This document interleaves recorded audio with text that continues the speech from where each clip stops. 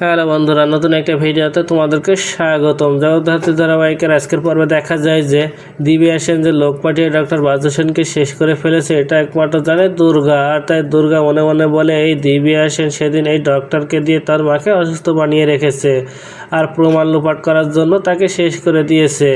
ওদিকে কাকনের বিয়ের সমস্ত আয়োজন শেষ হয়ে গেছে আর বাড়িতে কাকনের বাবা চলে এসেছে কাকনের কন্যা সম্পাদন করতে। ওদিকে দুর্গা ফোন করে দিব্যার কাছে আর তাকে বলে সে প্রমাণ লোপাট করার জন্য ডাক্তার বাচ্চু সেনকে শেষ করে ফেলেছে। দুর্গার মুখে এমন কথা শুনে অনেক ভয় পেয়ে যায় দিব্যা আর বলে তুই কিভাবে জানলি এসব। দুর্গা তখন বলে আমি সব কিছু জানি, তুই কখন কোথায় যাচ্ছিস কী করছিস সব কিছুর খবর আমি রাখি। দুর্গার মুখে এমন কথা শুনে দিব্যা মনে মনে সিদ্ধান্ত নেয় সে ধরা যাওয়ার আগেই যেভাবে হোক বিদেশে চলে যাবে, যাতে করে পুলিশ যেন তাকে কোনোভাবে ধরতে না পারে।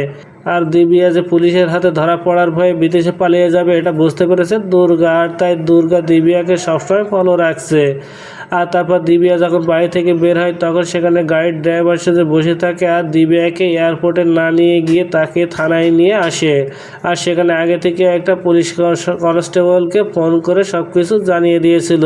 তো বন্ধুরা, কি ঘটতে চলেছে গল্পে? এবার দুর্গাকে কি এবার ডক্টর বাচ্চু সেনকে শেষ করার অপরাধে পুলিশের হাতে তুলে দেবে দুর্গা? তো বন্ধুরা, কি ঘটতে চলেছে গল্পে এবার জানতে হলে আমাদের সাথেই থাকুন। ধন্যবাদ।